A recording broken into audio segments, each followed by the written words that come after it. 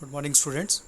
So, the next session in our list is session number 19, which is writing a covering letter.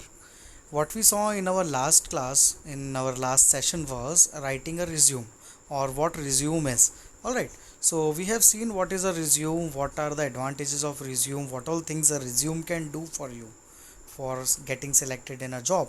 So, all those things are already seen by us in our session number 18, and now we have moved to our new session, which is session number 19, related to writing a covering letter. So what covering letter is, let us understand. Whenever you want to apply for some job in a particular company, so you are supposed to give your resume or CV to that particular company on their email, or you might go personally to give or hand it over to the department where it is supposed to be given. But it's not like that you have to give only the resume. You also have to write one application along with the resume which you are enclosing, so that it becomes clear that it is by whom and for what purpose. All right. So that particular application or that particular letter that you gave along with your resume, or a letter along with which you enclose your resume, is a covering letter. Let us see one example covering letter which is given over here. A covering letter written by Mr. A of Arjun Nagar in response to an advertisement placed by Welcome Travel Sarojini Nagar is given below.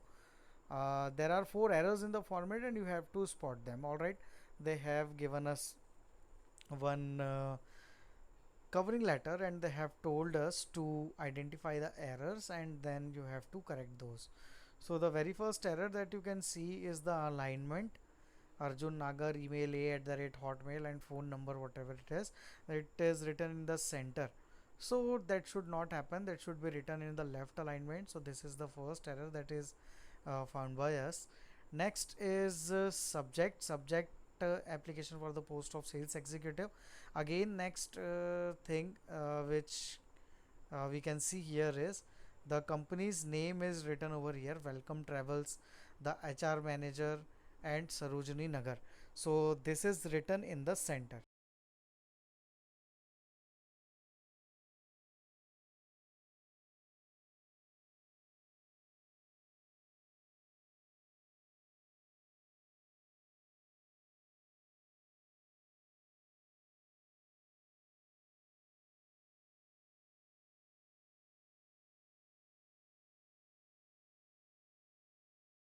So this should not be written in the center.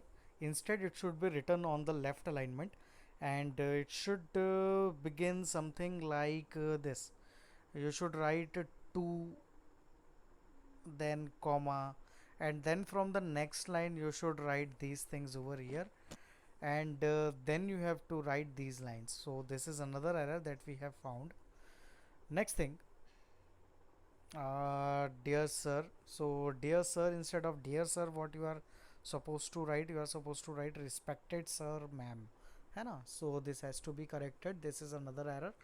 With reference to your advertisement in Times Accent dated 21 December 2008, I wish to apply for the post under concern. यहाँ पर इन्होंने क्या बोला कि आपका advertisement जो times accent में आया था 21 दिसंबर 2008 को, मैं उसके लिए अप्लाई करना चाहता हूँ जो पोस्ट वहाँ पर कंसर्न थी. अब ये तो उन्होंने लिख दिया कि ये क्यों एप्लीकेशन लिखी गई है. अब उनको बताना पड़ेगा कि क्या इन्होंने एजुकेशनल क्वालिफिकेशन क्या है इनका. तो देखो यहाँ पर लिखा है, I have just graduated in commerce with honours from Delhi University. I am a dedicated individual who possesses good communication skills and I am eager to join your company.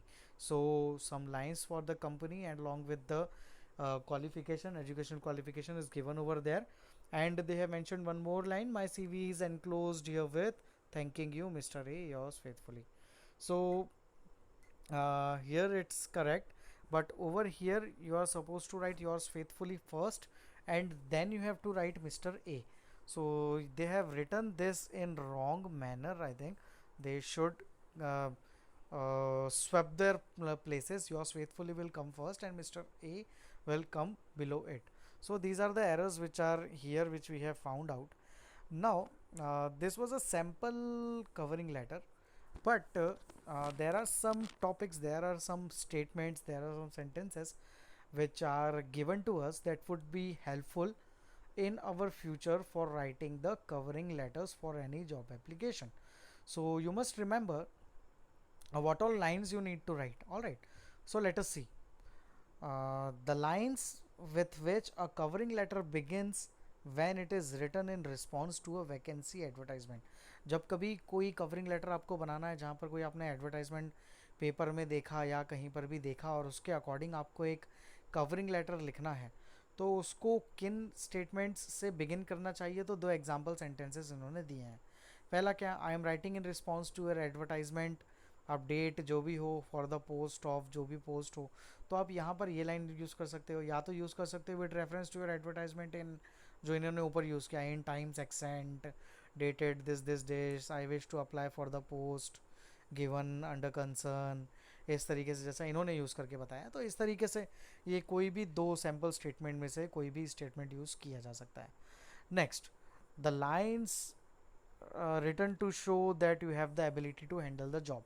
अब चलो ठीक है, आपने ये तो बता दिया कि मैं अप्लाई करना चाहता हूँ, मैंने पेपर में देखा था, यहाँ वहाँ देखा था, बट अब आपको क्या बताना है कि आप उस जॉब को हैंडल कर सकते हो, आप में वो एबिलिटी है. तो वो बताने के लिए भी तो कुछ स्टेटमेंट लिखना पड़ेगा. तो वहाँ पर देखो कुछ सैम्पल स्टेटमेंट यहाँ पर बताएं.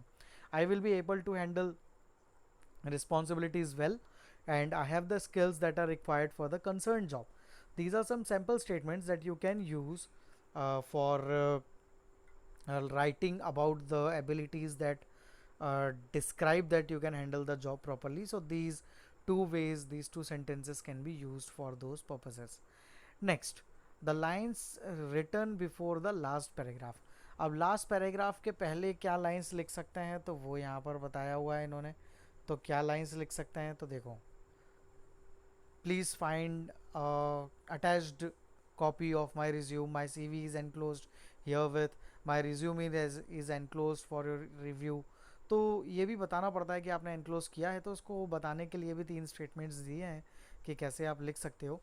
फिर यहाँ बताया the lines written in the last paragraph. Last paragraph में क्या लिखना चाहिए, तो लास्ट पैराग्राफ में लिखना चाहिए thank you for your consideration, या तो फिर लिख सकते हैं I would appreciate it if my application is considered for the post. तो ये कुछ लाइन्स हैं जो यहाँ पर लास्ट पैराग्राफ में लिखी जा सकती हैं. उसके बाद और क्या लिखना चाहिए, तो यहाँ पर और क्या लिख सकते हैं, the lines written in the last paragraph following the lines given below. अब जो लास्ट पैराग्राफ में लाइन्स लिख रहे हो उसके साथ ये भी लिखा जा सकता है, क्या, looking forward to your response, या I look forward to hearing from you soon. तो ये लाइन्स लिखी जा सकती हैं जब आप इन 5 जो ये सैम्पल स्टेटमेंट्स दिए हुए हैं, 5 वेज दी हुई हैं, 5 पॉइंटर्स दिए हुए हैं, इनका यूज़ करोगे तो आप एक बहुत प्रॉपर एक कवरिंग लेटर बना पाओगे. तो ये यहाँ पर इस पर्टिकुलर सेशन में इन्होंने एक्सप्लेन किया हुआ है. एक एक्सरसाइज दी हुई है इन्होंने, read the details given below, Siddhesh Sharma's covering letter. यहाँ पर सिद्धेश शर्मा का कवरिंग लेटर यहाँ पर दिया हुआ है, तो उनका एड्रेस दिया हुआ है, सिद्धेश शर्मा का कॉन्टेक्ट डिटेल्स दी हुई हैं, जो भी रेसिपिएंट है जिसको ये भेज रहे हैं ये एप्लीकेशन, उनकी डिटेल्स लिखी हुई हैं, सब्जेक्ट लिखा हुआ है application for the post of sales manager, और उसके बाद लेटर की बॉडी लिखी हुई है. यहाँ पर ये आप लोगों से चाहते हैं कि आप लोग ये जो स्टेटमेंट्स यहाँ पर आप लोगों को दिए हुए हैं, इन स्टेटमेंट्स को रीअरेंज करें और एक कवरिंग लेटर फॉर्म करें. ठीक है, तो ये आपको करना है. आप इसको रीड करें एक बार, आप लोग एक बार रीड करेंगे तो आपको समझ में आ जाएगा कि कौन सा स्टेटमेंट पहला है और कौन सा स्टेटमेंट लास्ट है.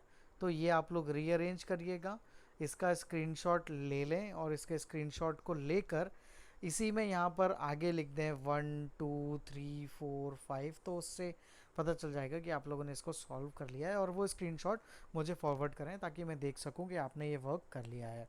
So this is your task. आगे बढ़ते हैं. उन्होंने बताया क्या करना है, आप लोगों को करेक्ट फॉर्म में रीअरेंज करना है. तो ये चीज़ यहाँ पर इन्होंने बताई है. आगे यहाँ पर एक टॉपिक दिया हुआ है रिपोर्टेड स्पीच. अब रिपोर्टेड स्पीच क्या होता है, तो यहाँ पर इसको इन्होंने समझाया हुआ है. रिपोर्टेड स्पीच जो होता है वो जनरली 2 फॉर्म में होता है, डायरेक्ट या इनडायरेक्ट, है ना. तो जो रिपोर्टेड स्पीच होता है वो जनरली इनडायरेक्ट स्पीच को कहा जाता है। रिपोर्टेड स्पीच मतलब ऐसा स्पीच जो कि बोला जा रहा है। जो रिपोर्टेड स्पीच जो होता है वो इनडायरेक्ट स्पीच को कहा जाता है, जो कि पर्सन क्या बोल रहा है या क्या बोलता है उसके बारे में बताया जाता है। जैसे कि देखो, एक सेंटेंस दिया हुआ है जो कि डायरेक्ट स्पीच में है और उसको रिपोर्टेड स्पीच में कन्वर्ट करके बताया है। तो ये सेंटेंस देखो यहाँ पर लिखा हुआ है, he said I am thirsty. तो ये डायरेक्ट स्पीच है, उसने बोला कि वह प्यासा है ना। तो ये उसने डायरेक्ट सेंटेंस बोल दिया। अब इसी को अगर रिपोर्टेड स्पीच में कन्वर्ट करना है तो आप लिखोगे ही सैड ही वॉज थर्स्टी, है ना। तो ये रिपोर्टेड स्पीच हो गया, ये इनडायरेक्ट स्पीच हो गया। कुछ और एग्जांपल्स यहाँ पर रिपोर्टेड स्पीच के दिए हुए हैं, जिसमें एक डायरेक्ट स्पीच दिया हुआ है जो मैंने मार्क कर दिया है, और आपको उसका रिपोर्टेड स्पीच भी इन्होंने कन्वर्ट कर कर बताया हुआ है। अब जब रिपोर्टेड स्पीच में सेंटेंस कन्वर्ट होता है तो यहाँ पर आप जब उसको रिपोर्टेड स्पीच में कन्वर्ट करोगे या इनडायरेक्ट स्पीच में कन्वर्ट करोगे तो आपको पास्ट टेंस में सेंटेंस को कन्वर्ट करना है। जैसे कि यहाँ पर उसने बोला था आई एम थर्स्टी, तो जब उसका कन्वर्जन हुआ तो आई एम थर्स्टी का क्या कन्वर्जन हो गया, he was thirsty. What are you doing का कन्वर्जन क्या हो गया, what I was doing. We won the match का कन्वर्जन क्या हो गया, they had won the match. तो यहाँ पर उसको पास्ट में इन्होंने कन्वर्ट किया है, ठीक है। तो एग्जाम्पल दिए हुए हैं कौन कौन सी चीज़ कहाँ पर यूज़ हो सकती है। इज़ एम वॉज में कन्वर्ट हो सकता है, आर वेयर में, हैज़ हैव हैड में, डू डिड में, एम गोइंग वर्स डूइंग में, एम डूइंग वर्स डूइंग में, हैव डन हैड डन में, विल वुड में, कैन कुड में, शैल शुड में, मे माइट में। तो यहाँ पर ये सेंटेंसेस हैं जो ये वर्ड्स हैं जो कि हेल्पफुल रहेंगे किसी डायरेक्ट स्पीच को रिपोर्टेड स्पीच में कन्वर्ट करने के लिए। बट क्या चीज़ें सेम रहेंगी तो ये यहाँ पर बताया हुआ है। अगर डायरेक्ट स्पीच में ये टर्म्स यूज़ हों, had would could should might ought to, कहाँ पर, डायरेक्ट स्पीच में, तो इनको जब आप इनडायरेक्ट स्पीच में रिपोर्टेड स्पीच में भी कन्वर्ट करेंगे तो वो सेम रहेंगी, इनमें कोई चेंजेस आपको नहीं करने होते हैं, ठीक है। और अदर स्टैंडर्ड चेंजेस इंक्लूड, तो यहाँ पर और भी क्या चेंजेस हो सकते हैं, तो यस्टरडे को द डे बिफोर या प्रीवियस डे बोल सकते हो, दिस को डैट, दिस को दीज, नाउ को देन, हियर को देयर, टुमारो को the day the following day, next day को द फॉलोइंग डे बोला जा सकता है। तो ये सब चीज़ें इन्होंने यहाँ पर बता दी हैं। आगे देखिए, यहाँ पर इन्होंने एक असेसमेंट दिया हुआ है। आपको इस असेसमेंट में एक डायरेक्ट स्पीच दिया है और आपको इस डायरेक्ट स्पीच का आप लोगों को इस डायरेक्ट स्पीच का इनडायरेक्ट स्पीच कन्वर्ट कर कर बताना है, ठीक है। तो ये आप लोग करके देखिएगा और बताइएगा कि क्या आप इसको कन्वर्ट कर पाए हैं या नहीं, ठीक है। फर्स्ट वाला मैं कन्वर्ट करके बताता था, Meena said to me I can't go tomorrow. तो इसका होगा Meena said to me that.